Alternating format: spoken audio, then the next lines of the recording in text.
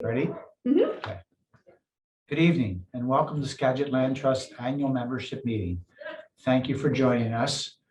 Please note tonight's presentation is being recorded.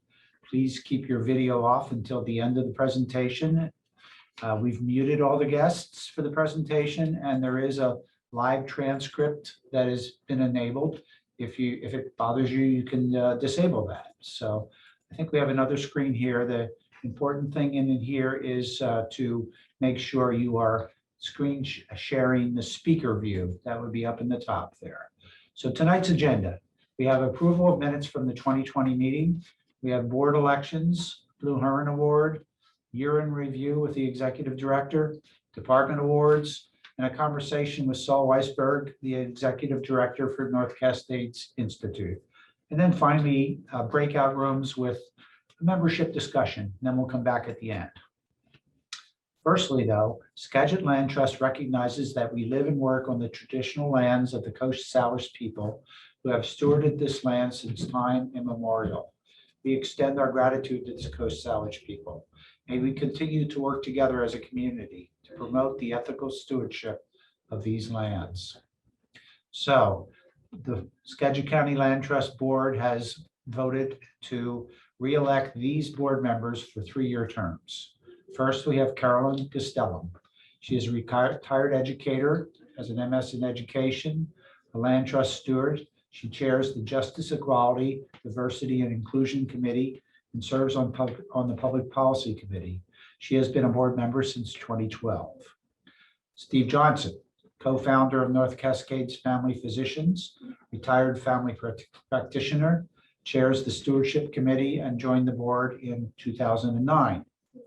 Tim Manns, retired 2006 as head of interpretation at North Cascades National Park. He is an active birder and Audubon member, a land steward for Barney Lake.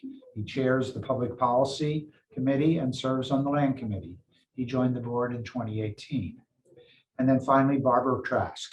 She is a PhD, retired senior VP of Fred Hutchinson Cancer Research Center in Seattle. She is a farm owner and conservation easement donor.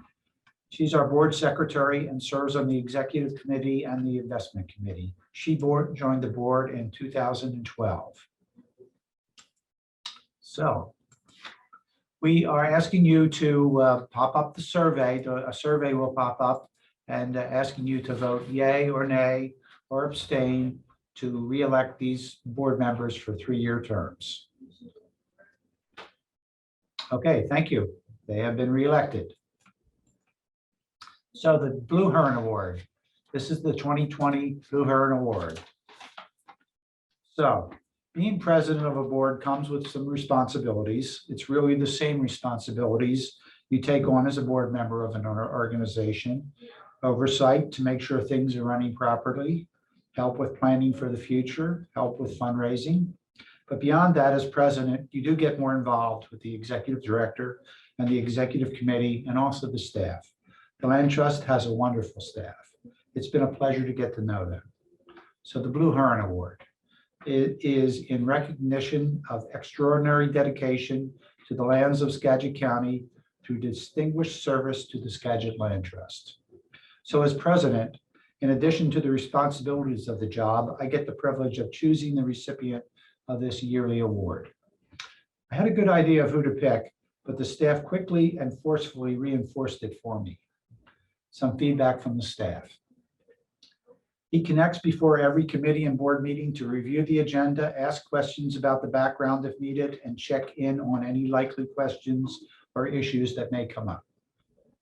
He brings a unique blend of diligence, passion, and humor to the Land Trust. You can just look at his eyes when he's talking about an important trust project and see what it means to him. He feels the work and the trust's mission deeply, and that is truly infectious. He has helped drive the trust's connection with new partners and populations over the years through relationships he has with other groups and people. He seems to know most people in the Valley, and as far as we can tell, is friends with all of them. It is my distinct honor to award this year's Blue Heron Award to our longtime board member and chair of the Stewardship Committee, Steve Johnson. Steve, If you're on there, please unmute and turn on your video, and congratulations. I'm absolutely shocked that I got this. It's a complete surprise, but I'm really honored to receive it, and just want to tell everyone what a privilege it is to be a part of the Skagit Land Trust. It's a wonderful organization. You know, the board has diverse membership, but each person has unique talents that they bring to the table, and we have a lot of fun together. But what's really special, I think, about the Land Trust is the staff. Having worked on several other boards, I'm just always amazed how professional the staff is at the Skagit Land Trust, how dedicated they are to the mission, and how passionate they are for the conservation values that we all treasure being here in Skagit County.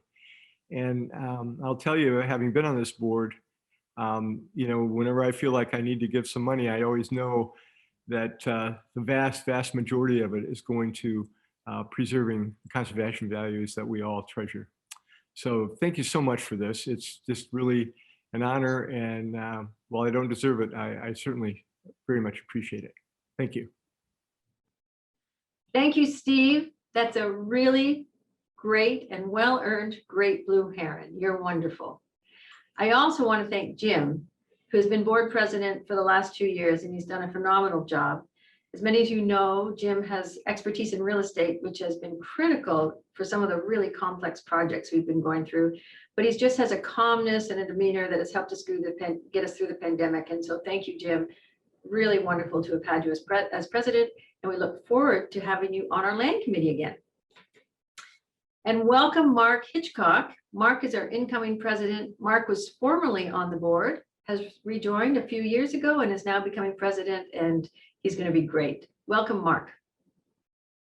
Before we move on tonight, I wanted to talk about members who passed away this last year and that we lost, and we miss them, and their commitment to leaving a natural legacy is remembered. And for that, I want to make sure that we dedicate the show to them tonight. This show will be on our website, and if you want to go back and look at their pictures and names, please do so. We miss you. So tonight we're going to talk about the places that you helped us save this last year. Even though it was a tough year and an unusual year, it was an amazing year as well. We protected over 2 miles of Skagit River shoreline in 9 projects. And people always asked, well, who pays for all these projects?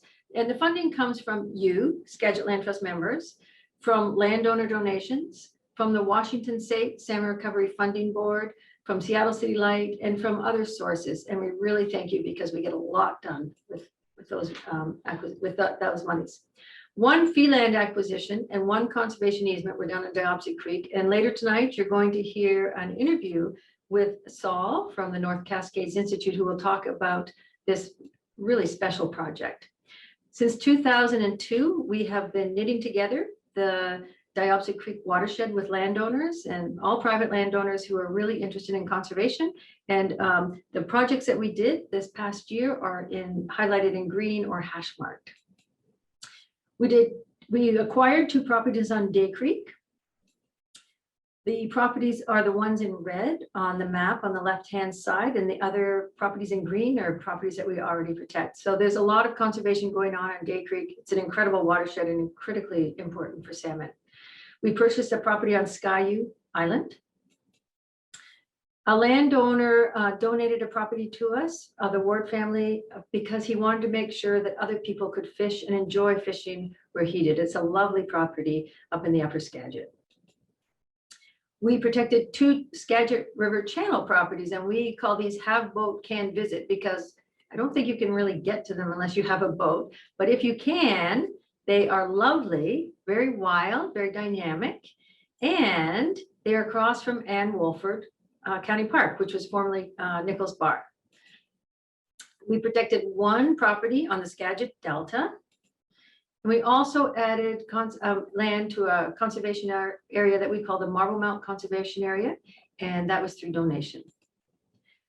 Besides work we did on the river with your help, we did quite a bit on the Puget Sound Islands and shorelines.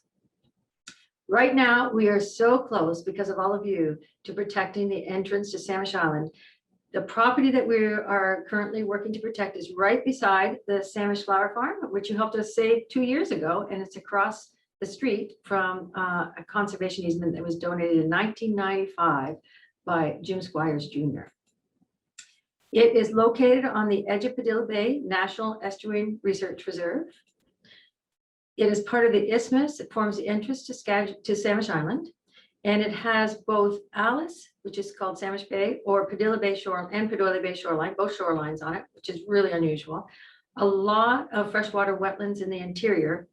And the funding is coming from all of you through our capital campaign that's in progress, Skagit Land Trust funds, a national coastal wetlands grant, and we're applying for other grants. And once we have the money secured and the property purchased, we'll look into restoration alternatives, and there are many, including restoring a part of the property to salt marsh, which would be incredible. We also want to make sure that people can access more Skagit beach and shoreline, and this will add quite a bit more shoreline that is walkable to all of you in the community. It will allow us to continue our youth programs and our conservation classroom programs in this area. In the Guemes area, we added to our Guemes Mountain and Valley Conservation Area through a land donation. 78 acres, that's the part outlined in red there, were added. We own everything else that's outlined in yellow to our Guemes Mountain and Valley Conservation Area. The land that was donated, it will remain in agriculture. Some of it is in agriculture. The barn will stay with us, and we are actually working to stabilize it. And there are quite a few wetlands on the property, and really interesting and exciting what's going on there, because it is the home of beavers we're learning how to live alongside them and work alongside them. And although at times it can be challenging, it's also a wonderful resource for the area. Part of the property that was donated holds the trail up to the top of Guemes Mountain. And so we're really excited that that's in our ownership now. On the Samish River, through a land donation by Cougar Peaks LLC, we expanded our Toprine conservation area, and we were assisted in restoring this property and the property on the other side of the road, also Toprine, through all those numerous great agencies at the bottom of your screen there. In the past year, even though it was a pandemic, we were able to return 28 projects to nature, meaning that we did restoration or conservation on stewardship on these properties. We did it by forming small pod stewardship events, no more than 5 people, socially distanced, masked up. They went out and they really stepped up to the plates. In fact, I just heard that as soon as we open a volunteer event, it's practically filled within a day or 2 days. It's people have been wonderful. We also did family pods, which you didn't have to go out unmasked, and those were great. We benefited from a lot of partnerships. So all of us were in the same boat. In April last year, everything was shut down, but everybody wanted to keep their staff on, and they had teams or crews or youth groups or whatever lined up. And we were able to offer our properties, and a lot of these teams came out and continued work on our property. That includes Earth Corps, Washington Conservation Corps, Skagit Systems Cooperative, Skagit Fisheries Enhancement Group, and other partners. And it was wonderful. We got a lot done. So I wanted to go through an example of a conservation area that was recently restored, which is Toprine. In the past several months, 5,370 trees were planted at this conservation area, 12 acres of it. So many volunteers came out, so many weekends. I've lost count of how many dozens of weekends to plant those trees. And these are volunteers who are working at our other properties. So all through the pandemic, we've had so much support from volunteers. And I know some of you are on here tonight, and thank you. It really made a huge difference. Places for people to connect to nature. One of the things we do is we choose properties that we know are beloved by the community and have great opportunities for wildlife viewing or walking or just enjoying nature. And this past year, with the help of volunteers, we were able to improve our Kelly's Point access. And the pictures here show people improving the parking area, the bike rack. We put in an interpretive sign, and then we made an entrance sign. And you can even see that they found a part of Kelly's boat to put on the entrance sign. So you have to go and see this. It's really quite something. We improved our entrance and our signage at many other properties this past year. And so look for those signs. That means that that is one of our conservation areas. Right now, we are installing a trail on the Samish flower farm. The red squiggly marks on the upper part of that map are the trail that is going in along inside of Roney Road, and then it will connect eventually to a parking area that is not in existence right now. There is only one parking spot currently. It's right at the entrance of the beach trail.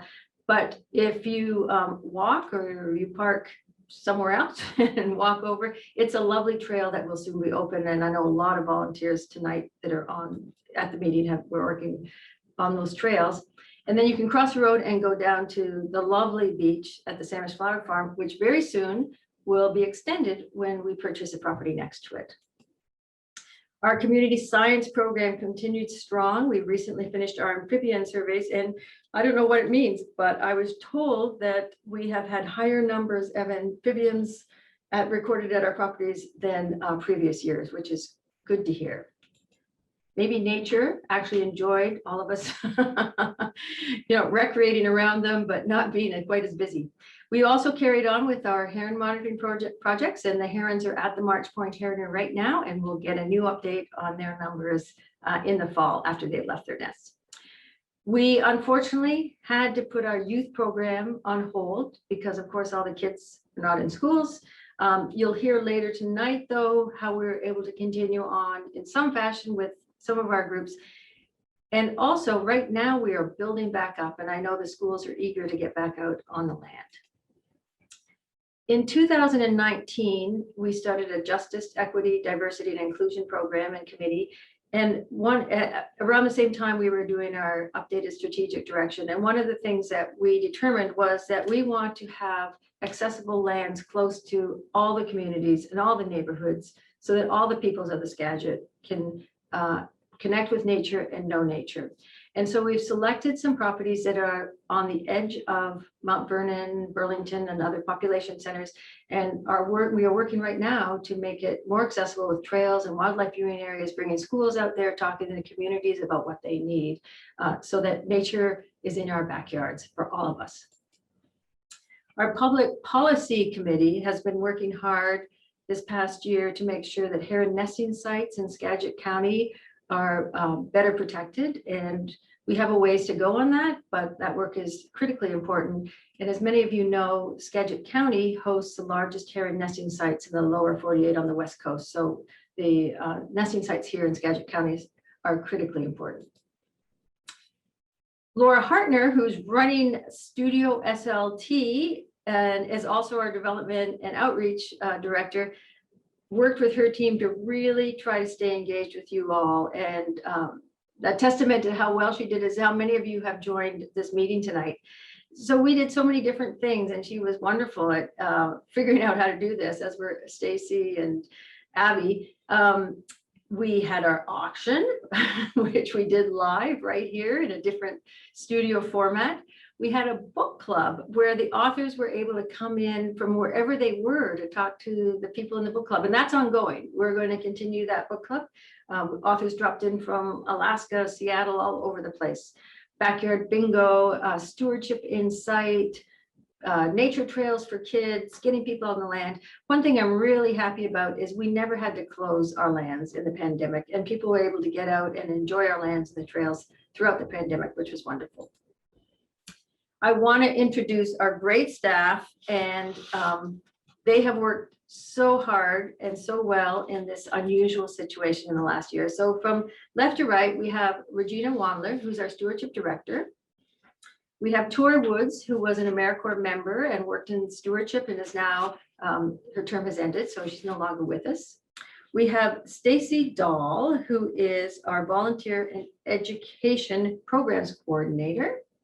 Abby Weaver is actually helping tonight run this program, and she's also an AmeriCorps member and will be with us through July. We're very lucky to have her. Martha Frankel is who all of you talk to when you call into the office, and she's our membership and office administrator. Kari Auden is a conservation project member and a manager, and that means that she takes a project from looking for it to closing it before she hands it off to stewardship. And she has a full plate right now. She is actually the project manager for the project for the Samish entrance project. Laura Hartner, our development and outreach director, is running the show and all things to do with development and outreach. Hannah Williams is our conservation areas coordinator. She oversees all of the lands that we own and their conservation.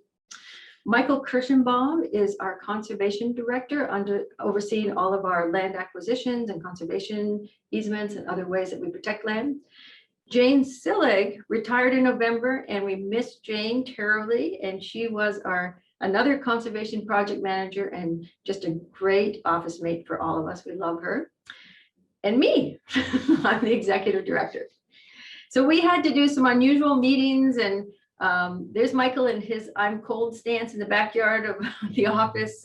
We adapted though, and people masked up. We had a good system. We still have a good system for COVID. People paid attention to the rules, and we got through. One of the things we did was we decided that the board decided we were not letting go of staff. And so we on the early days decided that some of our staff, to make sure that they could fulfill all their hours, would join our stewardship team, and they loved it. They got to go out on the land, and in fact, some of them have continued to do some of their hours with stewardship, or have continued to volunteer for stewardship because they enjoyed it so much. So I just want to thank all the staff for hanging in there and doing an amazing job during a tough year.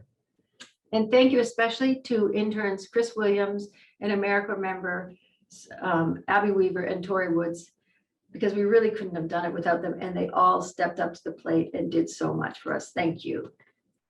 And thanks to Jane. I hope you're enjoying retirement. I know she's out there tonight, and we really miss you, and you did just such a great job saving land.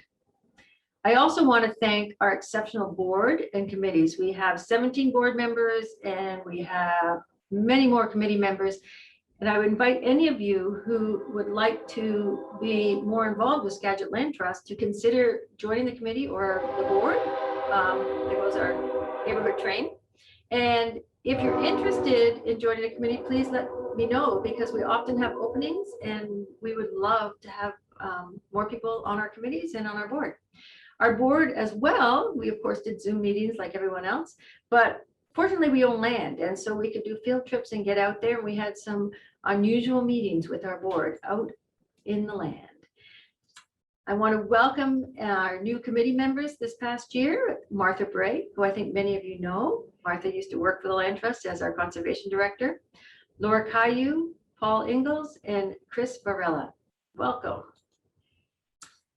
And finally, I want to thank all of you, our fantastic members, our partners, and our landowners, because we couldn't do it without you. Whether you volunteer, whether you donate, whether you come in for special projects and help out, whether you buy things at the auction, whether you do citizen science, it's all important. So thank you so much for helping to save land for future generations of people and wildlife. So next, we have some awards, and I am going to have Laura come up and do two very special awards that we're going to give tonight. Laura?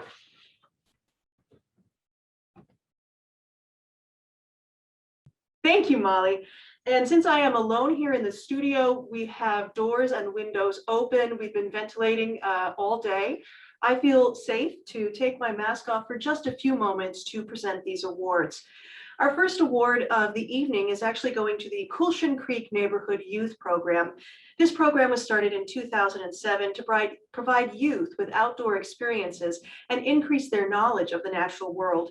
It's focused on Mount Vernon families who are living in the Coulson Creek, Casa de San Jose, and Villa Santa Maria communities.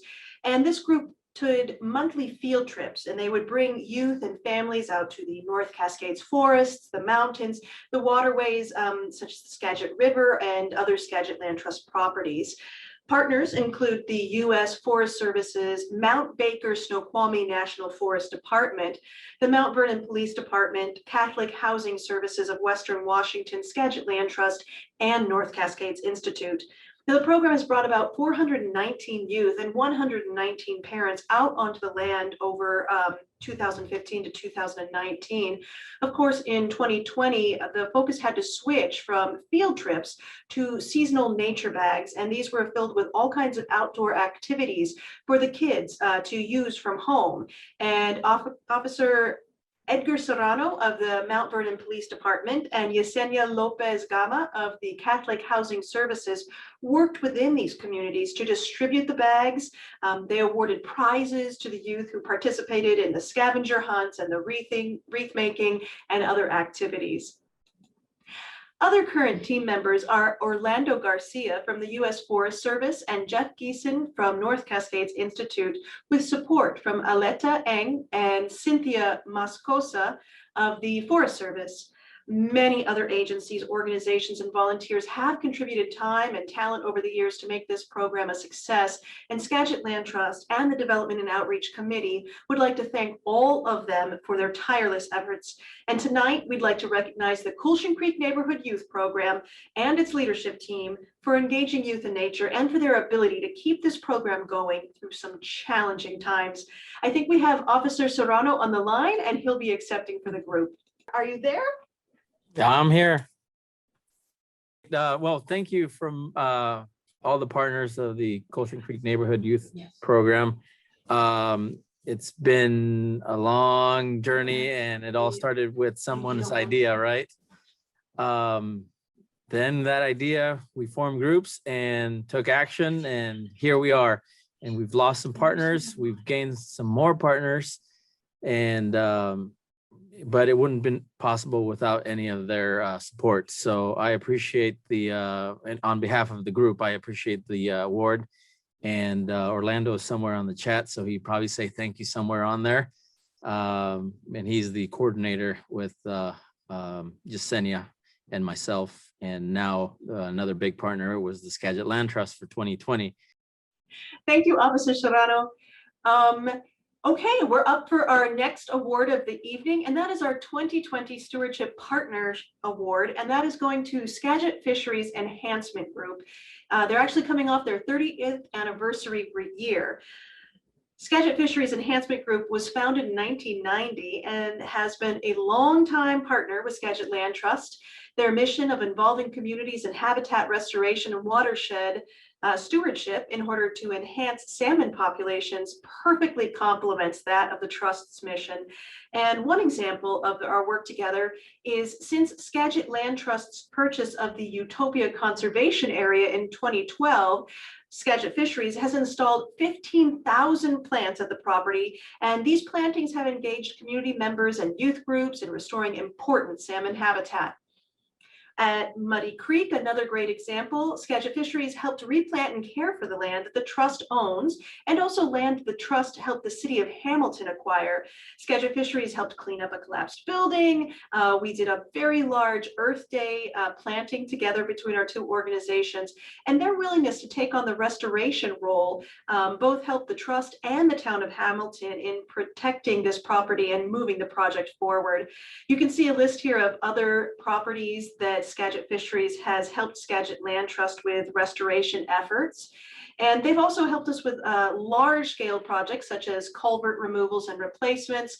Their leadership role on the Knotweed Working Group has been vital in helping the Trust and the larger Skagit watershed conservation community in controlling knotweed in the upper reaches. And this has really been a vital role for the group to play in helping keep our watershed safe from knotweed in very challenging times. We appreciate all the ways that Skagit Fisheries is getting people outside and excited about restoration, from salmon viewings, plantings, community science, youth projects for salmon and beyond on Trust properties and other properties. They also serve as the leader for the Skagit River Salmon Festival. And here is a picture of the entire Skagit Fisheries staff. We want to thank them so much for being such a vital partner for Skagit Land Trust. Thank you, Skagit Fisheries Enhancement Group. And we have Executive Director Allison Studley on the line here, and I think she'll be accepting the award. Allison. I'm here. Great, thank you so much. Thank you for this award, and We're excited to accept this special award, and I'm grateful to be the one who gets to do it. We're honored to be chosen as your Stewardship Partner of the Year, and honored that you place such a high value on the partnership between our two organizations. We work with the community to do habitat restoration to increase salmon. However, we know that all the work that we do is about a lot more than that, and working with the Skagit Land Trust just exemplifies how our work can go much beyond salmon. The Skagit Fisheries Enhancement Group doesn't own any land, and so we are really reliant on working with willing cooperative landowners to do habitat restoration projects. Therefore, working with the Land Trust is just, it makes our work easier. The Land Trust has done an amazing job over the last 2 decades, investing thousands of hours to talk to hundreds of landowners to ultimately protect thousands of acres of land that's really important and high priority for salmon recovery along the Skagit River. And we are just thrilled to have the opportunity to work with the Land Trust to develop restoration projects and community activities on those lands, and to continue to engage our community in stewarding those lands for the multiple benefits that they really have.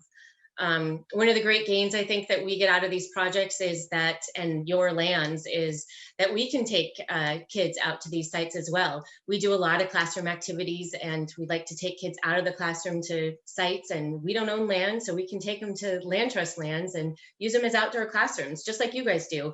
And they can learn firsthand about land stewardship and habitat restoration all in one place. And so it's been really great just to look at the pictures that you just showed of the photos and the projects that we've done over the years. There have been a lot of them.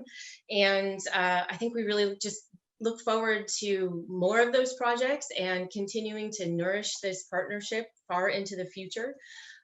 We're grateful for the recognition of the award and look forward to continuing to work together. So thank you on behalf of everybody at Skagit Fisheries, the staff and the board and our volunteers for recognizing us. Thanks. Thank you, Allison.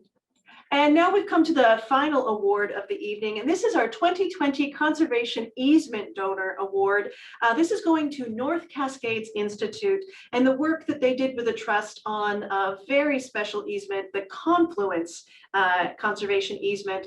And we're about to play a video for you that talks a little bit more about this really special project. From the glacial-born waters of the North Cascades, the Skagit River rushes down through the mountains, slowing as it reaches the farmlands of the valley before finally spilling out into the Salish Sea. The Skagit is home to the tribes of the Coast Salish people who have stewarded the lands and waters of the Skagit since time immemorial. A multitude of streams and creeks feed the Skagit, including Diopsid Creek just past the town of Marblemount. This tributary provides vital spawning grounds for the salmon and clean water for the Skagit. At this confluence where Diopsid meets the wild and scenic Skagit River lies a property owned by North Cascades Institute. For Executive Director Saul Weisberg, the recent conservation easement placed on this property with Skagit Land Trust is just the next step in the long conservation journey he has shared with the Institute. I followed friends and the writings of Jack Kerouac and Gary Snyder to the Pacific Northwest nearly 40 years ago. And I did a lot of work in the woods just because I love this place. And one day, standing by a creek in the North Cascades in the mist, watching dippers, I said, this is home. This is the place. While I was working as a backcountry ranger for North Cascades National Park, friends and I sat around a campfire thinking of ways we could share the wild beauty of this place with more people. Its natural history, its stories, and the healing power of the land. We also wanted to do our part to conserve this place that we loved, to do our part to make sure this special part of the world would be healthy and intact for future generations. This was a time of environmental conflict, spotted owl and timber wars, resource extraction versus preservation. We were trying to find our place in all of this and realized that no one was using education as a tool for conservation. This seemed like a good place to start, and that's what led to North Cascades Institute. In 1986, we offered our first field seminars for adults. 5 years later, we started mountain school for 5th and 6th graders, bringing them to New Halem Campground for 3 days of learning in the woods. All of those milestones represent significant growth and change for the Institute. Now we offer programs year-round and serve more than 12,000 people and over 24,000 learner days in the field. And one of the challenges we ran into was that the housing that we had at the Learning Center and the houses we were renting in Marblemount were not nearly enough to take care of our need for staff housing. And so we started looking around for property to buy in the upriver community. And we found this incredible 9 acres at the confluence of Diobsud Creek and the Skagit River. And it was larger than what we thought we needed at the time, but this is such a special place, we just knew we had to go for it. In 2014, we purchased the property and moved in. A few years later, with the support of the Murdoch Charitable Trust and Institute donors, we constructed the adjoining house to increase capacity. Our staff and students nurtured a wonderful half-acre organic garden with the produce going to our staff and the local food bank. I'm most proud of all the strong partnerships we've developed with Seattle City Light, the National Park and U.S. Forest Services, and the local tribes. And most recently, working with the Skagit Land Trust on our common goal of preserving land and being a voice for conservation in the upper Skagit watershed. For nearly 30 years, Skagit Land Trust has worked to protect the Skagit. We've protected nearly 10,000 acres of habitat and more than 45 miles of shoreline. The Trust's first conservation easement in 1992 is tied to the Skagit, where Mill Creek enters the river. Over the years, the Trust has conserved more than 8,000 acres as Trust-owned conservation areas or conservation easements. We've protected 46 miles of shoreline in the county. We've also assisted partners with preserving an additional 1,680 acres. So Diobsud Creek is an amazing example of ways to save land in partnership with groups like the North Cascades Institute and others. When NCI approached us several years ago about protecting their Confluence property, it was an easy yes for the Land Trust because it protects incredible habitat. Over 100 acres Land Trust has protected working in partnership, like with the North Cascades Institute on this project. Diobsud Creek is an incredibly important watershed for many, many species of wildlife. It's home to all 5 species of native salmon and steelhead that take a left turn off the Skagit, the mouth is right down there, swim up Diobsud to where they were born. It's also home to the first documented presence of gray wolf west of the Cascades in over 100 years. And this, in the winter, the bald eagle population can be seen feeding on salmon carcasses all throughout Diobsud Creek in this part of the Skagit. Working on this project with our friends at the Skagit Land Trust was a perfect fit with our mission. We're a conservation organization, and this easement was a perfect example of collaboration that makes good things happen. For example, we've already worked with the Skagit Fisheries Enhancement Group, the Upper Skagit Indian Tribe, and Seattle City Light to plant trees and put stream structures up here that are going to benefit salmon far into the future. We're so happy to work with our friends at the Skagit Land Trust to make this happen. When the Land Trust has a conservation easement, that's forever. We're so happy to have a partner like the North Cascades Institute to work with on this property. They get it that it's forever. So much so, in fact, that they created a $25,000 stewardship fund to take care of the conservation easement on this property. Well, we were proud to do that. It feels good, it feels right. We're here at the confluence of the creek and the river, and it just makes sense for our 2 organizations to come together like this.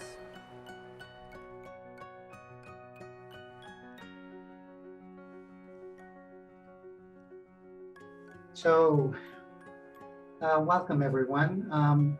We're going to take off our masks so I can at least read my notes. Saul and I have both been inoculated and we're socially distancing. So I want to first say, wasn't that a great video?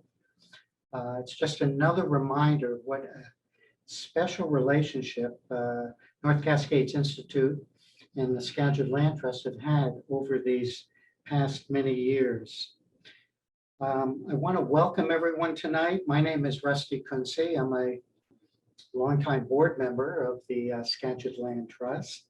And my good buddy here, Saul Weisberg, our featured guest tonight.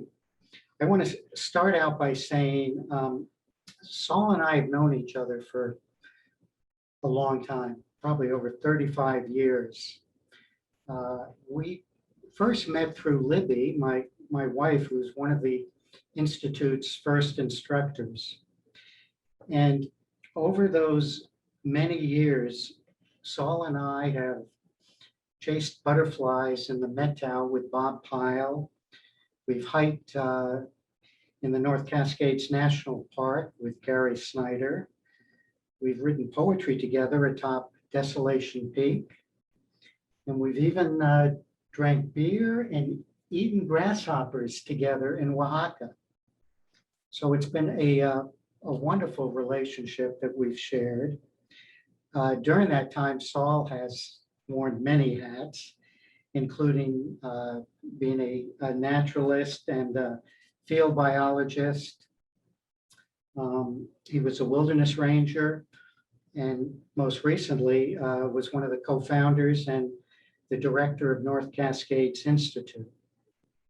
So tonight, I'd like to take this opportunity for everyone to hear from Saul. I've got some questions I've written down for him. And I'd like to begin, Saul, by saying in the video you had mentioned following your friends and a number of the beat poets to the Pacific Northwest back in 1976. And I'd love to hear more about what was it about the Northwest that captured your heart, and also these many poets and writers that have come to this special place over the years. What's so special? Yeah, well, thanks, Rusty, and thanks to the Land Trust for inviting me to this event. I think, I've always been drawn to mountains and rivers. And growing up in Ohio, those were all a long ways away. And I think it was poetry, it was stories of adventure. There's something about being on the edge of the continent, I think at the leading edge of the continent, that was part of that. But when I first came out here in 1975 to work on a salmon trawler off the Washington, Oregon coasts, this just was a really special place. And that was a special view of a time and a place that's doesn't exist the way it used to then. And then years of doing woods work, fire lookout and fighting wildfire and working for the Park Service as a climbing ranger. I just settled into this place. And if I had to say what it was a combination of, green, misty mountains and mornings like we're having now with the turning of the seasons and fog lifting off the river. It just felt like home. And it's continued to feel like home through work, through play, through community, through kids and family. The connections have just gotten deeper and deeper over time. Mm-hmm. Yeah, that reminds me of the fact that, if you look to the other side of this huge Pacific Ocean, many of those Chinese poets, the Taoists and the Zen Buddhists, kind of had a similar draw and relationship to the mountains and the mist and the fog.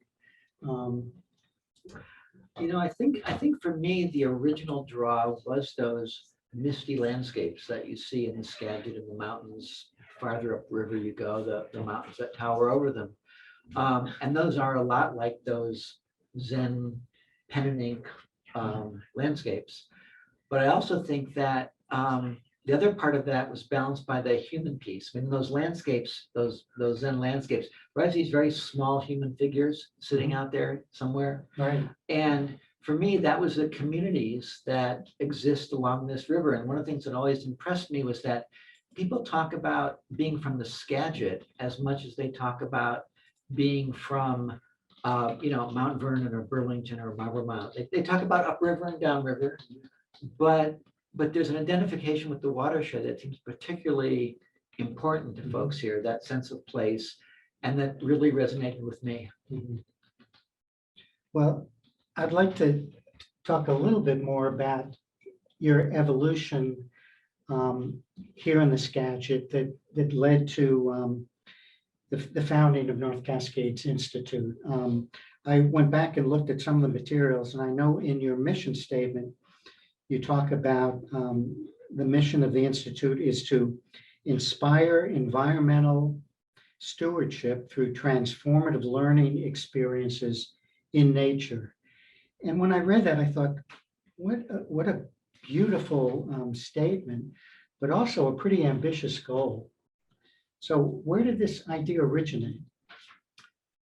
Well, let me start with that ambitious goal. And how do you measure those ambitious goals is really part of the challenge, because we're a conservation organization, and education, outdoor learning is our tool. But if we want to measure that, we want to see changes on the landscape. We want to see land protection. We want to see people voting. We want to see community engagement. And that's hard to measure, whether it's from a, kids experience in mountain school, 3 days up in the mountains, when they're 10, 11 years old, or adults, or, families. But I think that's what we have to try to do. That's what we have to try to make happen. And so, it started because we loved this place and we wanted to protect it. And back in mid 80s, you could drive up the Skagit River on Highway 20, and you could pass between here and Marblemount, you could pass, 20 log trucks. And some of those trucks were carrying one single big log. And it was a different time, and it was a really anxious time, and it was a really confrontational time. And I guess I would say I wasn't as comfortable with some of the confrontation, but it just seemed like between the direct action and purchasing land and litigation in the courts, that education was a tool that wasn't really being used as well as it could be. And that's where we settled. And it seems to have really worked. And while initially we weren't really accepted by the environmental community because what we were doing was too slow, and the educational community, some of them considered us eco-radicals. But I think as we moved forward with that, it settled for us as a way to impact change continually over time. So can you talk a little bit more about the audiences, the different audiences that you were trying to reach? Well, one of the phrases we've used over the years is that we want to have a path for youth. We want to touch people at every age and people from every experience, every background and lived experience. And while saying everyone is also ambitious, I think that's a true statement.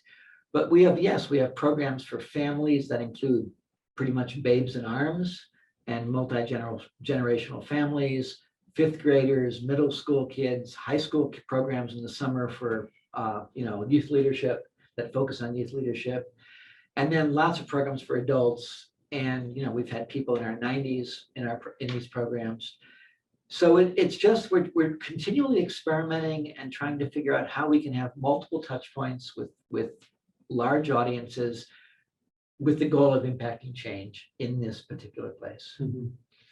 Well, I can only imagine that this past year has presented all kinds of unexpected challenges for the Institute. How is the Institute coming through this? How is it doing? Well, this last year has been hell. If you could sum up our business model as we take people together in groups outside to have shared powerful experiences in nature, shared experiences, the COVID pandemic has been a stake in the heart to that business model because people cannot gather in groups. And it's been really hard. And we've really tried to take care of our people, maintain the programs that we can. But when the schools shut down a year ago in March, we'd had 2 weeks of the mountain school program, and then the revenue disappeared. So it's been a struggle. And right now we are building back. We continue to do programming, much of it virtual like we're doing tonight, but we're looking forward to programs at the Learning Center expanding next month with family programs and base camp and summer and then fall. We're really looking forward to mountain school being back in the fall with kids at the Learning Center. So Things can change again. We learned a ton last year and we're trying to make it work. And I'm feeling more hopeful than I have in pretty much the last year. Mhm. Well, I know, again, referring back to the video and the discussion around partnerships, I know that partnerships have been very important to the growth and success of North Cascades Institute as well as the Skagit Land Trust. I know that you've partnered with the Park Service and with the U.S. Forest Service, Seattle City Light, and of course, the Skagit Land Trust. I'm wondering if you could elaborate a little bit more on partnerships and the role they played and how important they've been. I don't think there's anything we've done that hasn't been a partnership program. Partly that's because we're not the only font of good ideas out there, that a lot of times partners will come to us and say, hey, how about this? How about this? And I could point to almost every program we do that came to it was based on a relationship we had with partner agencies, which really mean individuals at those agencies that made that work. Some of those ideas that came to us, we thought, well, that's really dumb, or we are totally incapable of meeting that need. But more often than not, they worked. And when I think of the land trust, I mean, when we were looking for that, as we saw in that video, when we were looking for that property, we were thinking of solving a problem we had, which was we didn't have housing for the Learning Center. But all of a sudden we had this amazing location and there was more we could do. And it wasn't just about education, it was about actual conservation. So when I think about moving forward with those things, particularly with the land trust tonight, as we're talking, the root of the word conspire is to breathe together. And so I think we need to conspire in the best sense of that word more and more often as we move forward, to think not just of what we can do beyond, for the easement that we did together, but what we can do programmatically to inspire more people to join us in this work that is, we're committed to this as you are, that goes on forever. Well, I know one of your passions, Saul, is poetry. And I know that, again, this special area that we call home has inspired a lot of poets, from Gary Snyder to Robert Sun to Philip Whalen. But I'd love to hear you talk a little bit about the relationship maybe between poetry and landscape, or poetry in the wilderness, and how it has impacted both your professional and your personal life. Big question. Good question. I would say that for me, being a naturalist, being a poet, being a wildlife biologist, being a reluctant bureaucrat and administrator, I would say that leave the bureaucrat and administrator aside for now. But poetry, natural history, it's all about slowing down and paying attention to the place and the moment. And if that place is the Skagit, this amazing watershed, think of all the amazing individual places, the gravel bars, those meadow glades, those subalpine meadows, those summits, all those places, the beaches along the Sailor Sea. So it's about place and it's about paying attention in the moment. And as a naturalist, that's what gets me out of the headspace of the rest of my life and makes me be there now. I'm here.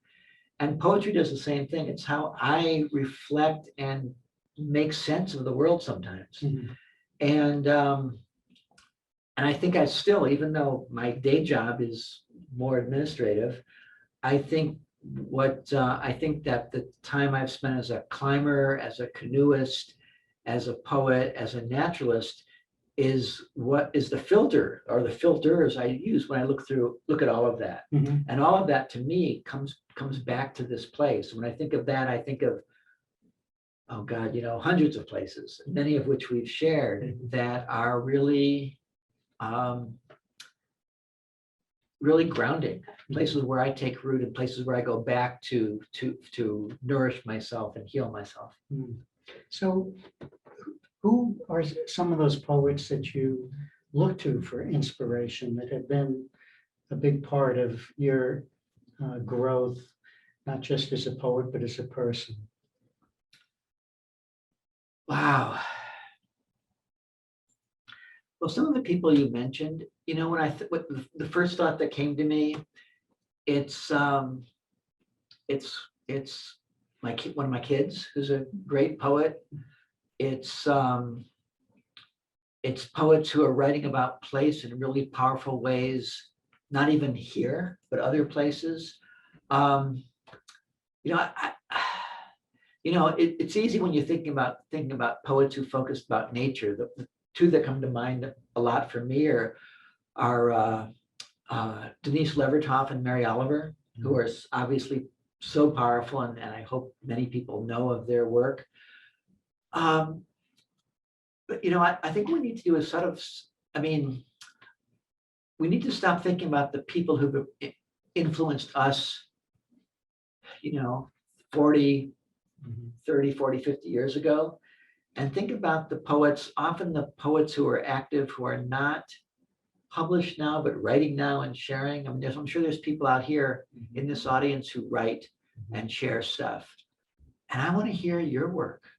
I want to hear your responses to the Skagit and the Sailor's Sea, because poetry is a form of communication. It's like music, it's like song, it's like it only works when we're hearing our voices from our community. And that's what I'm most interested in now, is that sort of more intimate voice of being able to look across hopefully soon a campfire, a dining room table, to hear those things. Yeah, that's a great point, Saul. I want to hopefully leave a little time so that you could actually read a few of your short poems. But before we do that, I've got one last question or topic that I'd like you to say a few words about, and that has to do with the fact that we're living in a time right now where lots of people are feeling lots of despair and anxiety, not only about what's going on today, but what the future looks like. But at the same time, I think there's a lot of hope out there. And I'm just wondering what your thoughts are on how we balance that hope and that anxiety as we move into the future. Yeah, thanks for that. People are really anxious. This last year has been hell. We've all experienced it in different ways. We are a social species that can't touch each other right now. We know, I think we in this audience know, that when we want to grieve and we want to celebrate, we want to do it together and we want to do it outside. We want to do it along the banks of the river. And we can't do that much right now.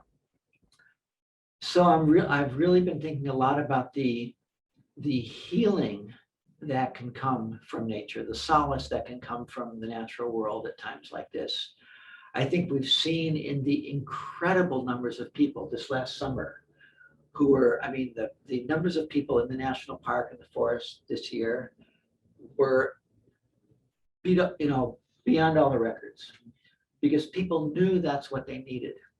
They weren't using necessarily best, leave no trace practices, but they knew they had to get out. And that's an incredible opportunity for the Institute, for the Land Trust, to take that need that has been expressed, to grow membership, to grow commitment, to teach, to learn from people who are coming to this with new eyes, beginner's mind to the natural world.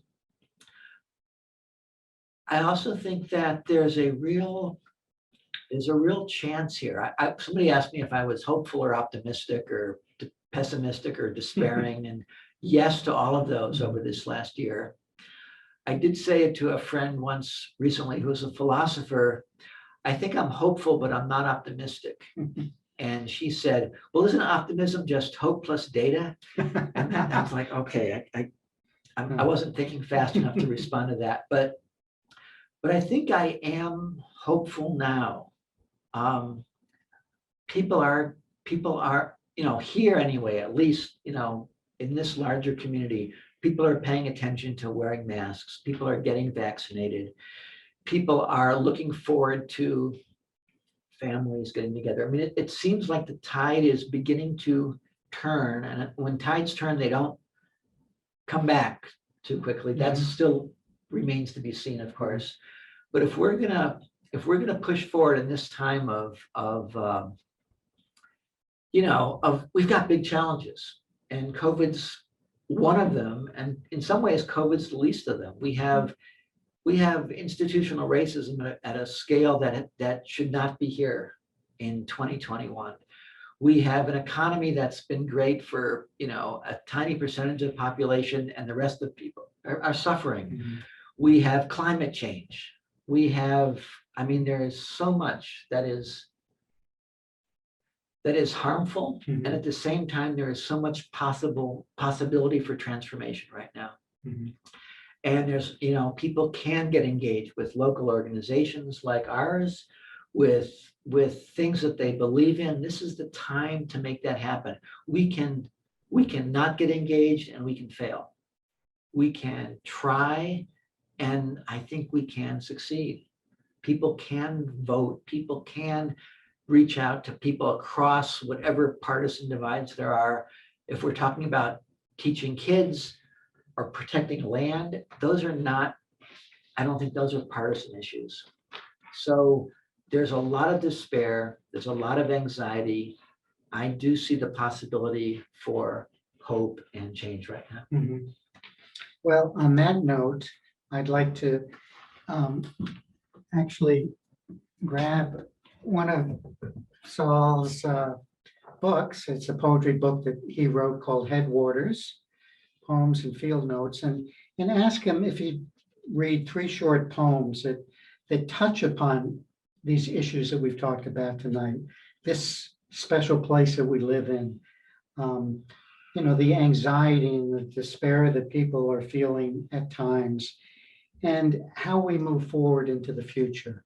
So, Saul, if you would be so kind as to honor us with your wonderful poetry. Thanks for marking these. All right. Well, this first one is about this particular place that we all care about and love. This is called White Birds of Winter. On the delta of the Skagit River, there are flocks of snow geese, 10,000 strong, wing strong, wind strong, rising then settling on silent fields. The sun melts into the ocean, waves cast shadows on the beach, everything stands still. 6 swans, the ones that flew over our tent last night, settle in the lagoon behind the dunes. So I guess that's about place. This next one is probably about despair, and the poem is called It's Not Just the Economy, but of course it's about everything else that's causing despair these days. It's not just the economy. When the world shakes with hatred and greed, I go paddling on a nearby lake and listen to wrens sing from the forest, hear the heavy splash of a loon taking flight, and a father comforting a child fallen on the rocky path. We have so little time and so much work to do. Why waste it on hate and war? Nice. And last, I think this is coming back to place, but particularly I think the place that for all of us means home ground. A friend once told me it's important to stand for what we stand on. And so home ground. It's good to have a lake close to home. Also rivers, mountains too. Familiar terrain and the comfort of well-traveled trails. In my pocket, on the torn corner of a map, directions to a place called home. Thanks for asking. Yeah, well, thank you, Saul. I guess, yeah, I want to really thank you from my heart for taking, back in 1986, having the courage and the strength to take your dream and to turn it into a reality, which has become the North Cascades Institute.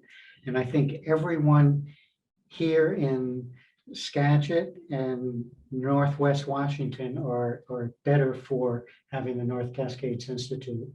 But I also want to thank you for 35 years of friendship. It's been very special, and I've just enjoyed having this conversation with you tonight. Well, thank you, Rusty. The friendship is real. This love I have for the land trust and your mission is real. I will say that 35 years, my mom, who I think is out there watching right now, who's 97, has a letter, showed me a letter that recently that I wrote her 35 years ago. And it said, "We've started this new thing called North Cascades Institute. I think it might be a good gig for a couple of years." So you never know. You never And know. this is what year of the land trust?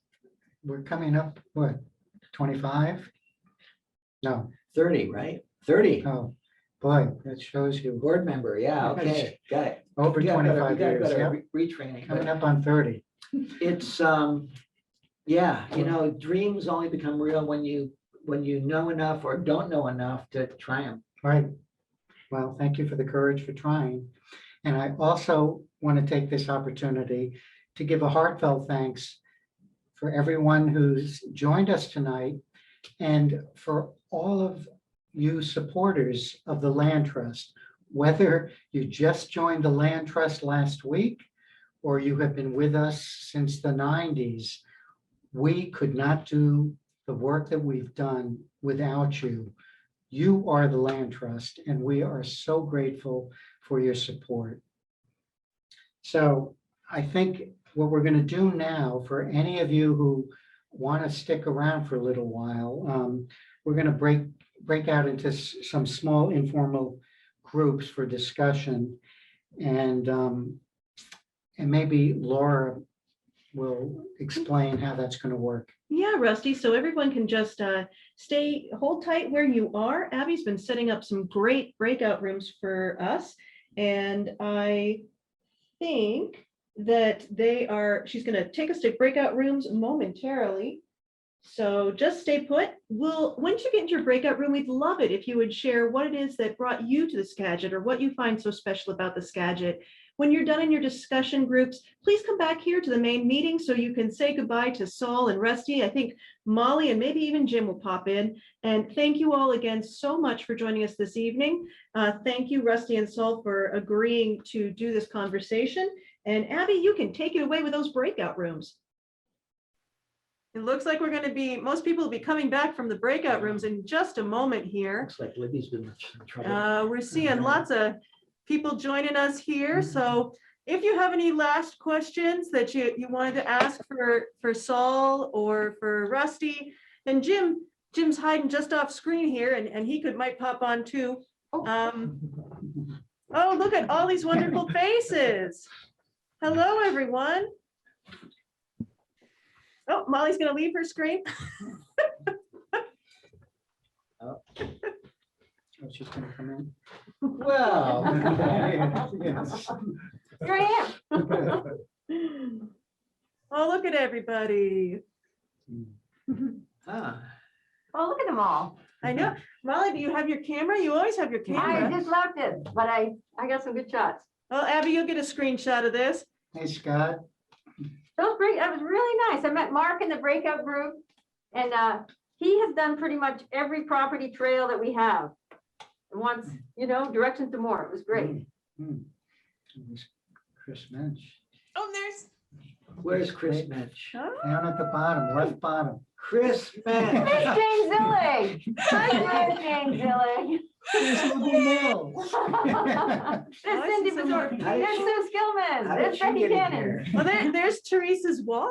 Oh, there's Therese. Nice. Darlene Minderum from Anacortes. There she is. Hi, Cindy. There's an owl. Who is Ooh, that? that's Pat. Hi, Pat. There's Ann Basie. Huh. Warren, Lisa Miller. Hi, Lisa. Former staff member. There's Cindy. There's Thaisa's wall. Hello, Peter. I love the. Peter the- Browning has Yeah. a nice. I love Is that that. a Lee Man? Is that Lee Man behind you? No. Beautiful. Hi, Therese. Mm. Oh, there's Sue Skillman. Oh, Peter, you're muted.